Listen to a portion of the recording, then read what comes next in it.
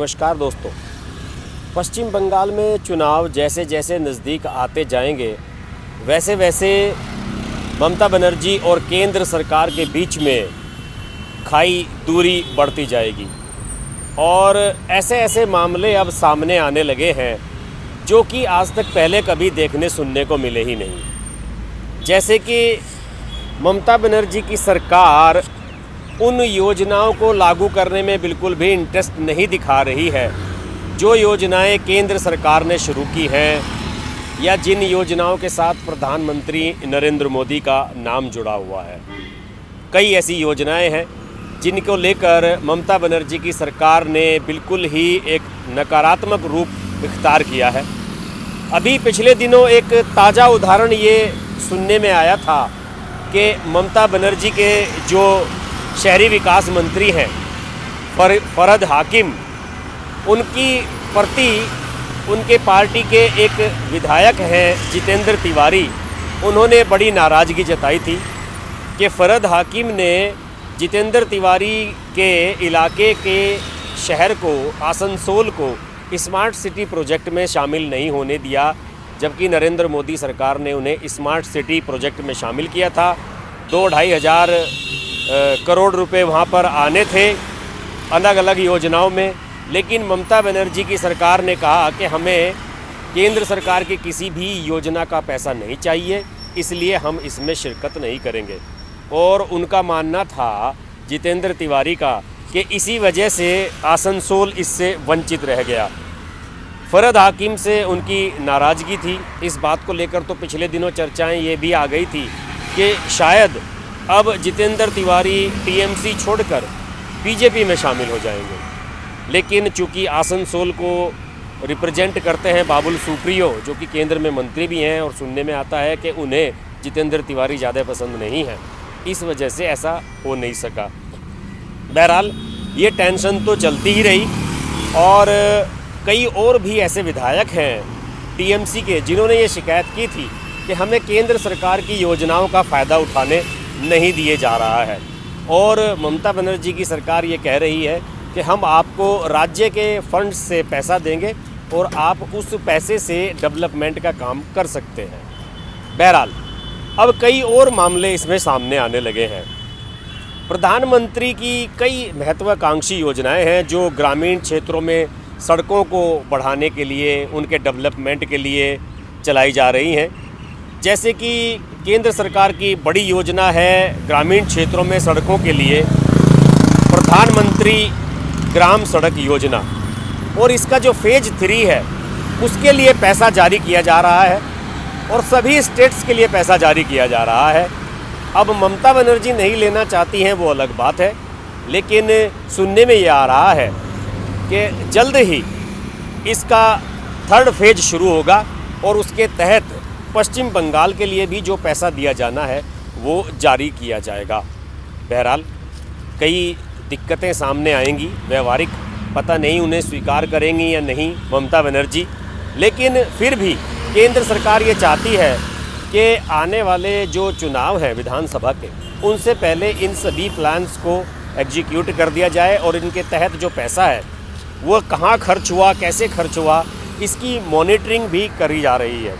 सभी स्टेट्स से कहा जा रहा है कि आप इसका पैसा तुरंत खर्च करें। इसके अलावा प्रधानमंत्री ग्राम सड़क योजना के 3rd फेज़ के अलावा कोलकाता में आपको पता ही होगा कि स्मार्ट सिटी मिशन की शुरुआत होने जा रही है और न्यू टाउन इलाका जो है कोलकाता का, वो एकमात्र इलाका है जो स्मार्ट सिटी प्रोजेक्ट के तहत चुना गया था। हालांकि आसनसोल का भी नाम आया था, पश्चिम बंगाल के कुछ और शहरों का भी नाम इसमें आया था स्मार्ट सिटी प्रोजेक्ट में, लेकिन ममता बनर्जी ने उनको स्वीकार करने से मना कर दिया। उनका कहना था कि नहीं, हम नहीं लेंगे। लेकिन कोलकाता का जो न्यू टाउन इलाका है उसके डेवलपमेंट का काम शुरू किया जा रहा है और इसके लिए भी केंद्र सरकार बड़ी योजनाएं लेकर आ रही है। इसके अलावा केंद्र को एक बात पर और भी ऐतराज़ है कि जो पीएम आवास योजना है ग्रामीण क्षेत्रों में, उसके फंड जारी नहीं कर रही है ममता बनर्जी की सरकार। उन्हें इस पर भी ऐतराज़ है और जो लाभार्थियों को लाभ मिलना चाहिए वो नहीं मिल रहा है। जबकि केंद्र सरकार सभी से कह रही है कि आप ऐसा करें। इसके अलावा केंद्र सरकार ने ममता बनर्जी पर दबाव बनाने के लिए एक और नई योजना बनाई है। सुना है कि भारतीय जनता पार्टी जल्द ही एक रिपोर्ट कार्ड जारी करने वाली है और इस रिपोर्ट कार्ड में ये जारी किया जाएगा कि पिछले 5 साल में केंद्र सरकार ने पश्चिम बंगाल के लिए कितना पैसा दिया, किन किन योजनाओं के लिए कितना पैसा दिया और उसमें कितना खर्च किया गया। इससे निश्चित रूप से ममता बनर्जी पर दबाव बनेगा। इसके अलावा पीएम आवास योजना है अर्बन सिटीज़ के लिए, शहरों के लिए, और जिसमें 4.71 लाख घर बनाए जाने हैं और उनके लिए 7,354 करोड़ रुपए जारी किए गए हैं। और ये भी माना जा रहा है कि ये बीजेपी का बड़ा प्रोजेक्ट है और केंद्र सरकार इसके माध्यम से पश्चिम बंगाल में अपनी प्रेजेंस को बढ़िया तरीके से दर्ज कराने की योजना बना रही है। और उनका मानना है कि अगर इसको लागू कर दिया ममता बनर्जी ने तो निश्चित रूप से इसका लाभ बीजेपी को भी मिलेगा। अब पता नहीं ममता बनर्जी इसको लागू करेंगी या नहीं, अलबत्ता इसकी मॉनिटरिंग कमेटी की बैठक बहुत जल्द होने जा रही है और उसमें ये देखा जाएगा कि इसको लेकर ममता बनर्जी ने कितनी लापरवाही की और कितना काम इसके लिए हुआ है। इसके अलावा आदिवासी इलाकों की डेवलपमेंट के लिए भी काफ़ी काम कराया जा रहा है और ट्राइबल अफेयर्स के मंत्री हैं अर्जुन मुंडा, जो कि झारखंड से बिलोंग करते हैं। उन्होंने हाल ही में कोलकाता में tribal cooperative marketing development federation of India, जिसे ट्राइफेड कहा जाता है, उसका एक आउटलेट खोला है और वहाँ इसमें किया क्या जा रहा है कि जो गाँवों से उत्पाद खरीदे जाते हैं, गाँव से उत्पाद खरीदकर उन्हें शहरों में बेचा जा रहा है। और इसके लिए केंद्र ने एक पहल नहीं की है कि इसके लिए एमएसपी तय कर दिया है, यानी कि न्यूनतम मूल्य तय कर दिया है कि इतना मूल्य आपको ज़रूर मिलेगा। और इसके लिए ममता बनर्जी सरकार भी अपनी तरफ से प्रयास कर रही है।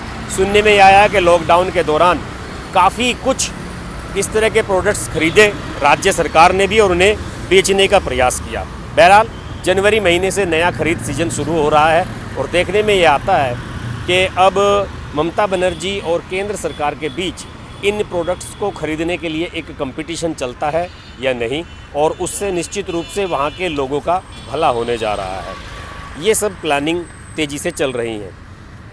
इसके अलावा सबसे मेन जो मुद्दा है, एक SC/ST छात्रों की छात्रवृत्ति का भी मुद्दा है, जिसमें पश्चिम बंगाल ने कोई इंटरेस्ट नहीं दिखाया है।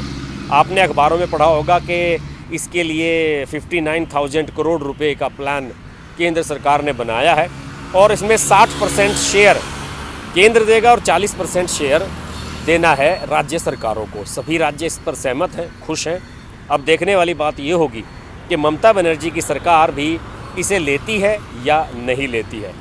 इसके अलावा स्मार्ट सिटी योजना में तो भाग ले ही नहीं रही है ममता बनर्जी की सरकार। और शौचालय उन्होंने बनवाए थे, लेकिन उन्होंने ओपन डिफेक्शन सर्टिफिकेट सेंटर से नहीं मांगा। उन्होंने कहा ठीक है, हम भी शौचालय बनवाते हैं। गर्ल्स के लिए, लड़कियों के स्कूल में शौचालय बनवाए गए जिससे कि लोग ओपन में जाकर शौच का निवृत्ति ना करें।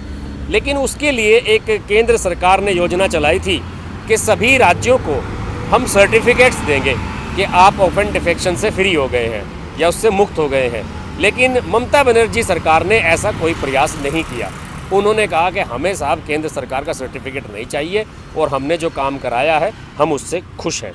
बहरहाल ममता बनर्जी अपनी जिद के सामने, जो उनकी जिद है कि हम केंद्र से सहयोग नहीं करेंगे, हम बीजेपी का समर्थन नहीं करेंगे, किसी भी योजना का उनकी हम लाभ नहीं उठाएंगे, उससे निश्चित रूप से पश्चिम बंगाल का नुकसान तो हो ही रहा है। वहाँ के लोगों को योजनाओं से वंचित किया जा रहा है। लेकिन केंद्र सरकार भी इस बात पर अडिग है कि वो इन योजनाओं को लोगों तक पहुँचाएगी और निश्चित रूप से इसका लाभ आने वाले विधानसभा चुनावों में उठाने का प्रयास करेगी। बहरहाल देखते हैं कि केंद्र की और ममता बनर्जी सरकार की ये जंग कहां तक जाती है। हम इस बारे में बात करते रहेंगे। आप देखते रहिए हर्ष की बात लाइव। नमस्कार। अगर आपको हमारी वीडियो पसंद आई तो वीडियो को लाइक करें, चैनल को सब्सक्राइब करें और नोटिफिकेशंस के लिए बेल आइकन को प्रेस करें।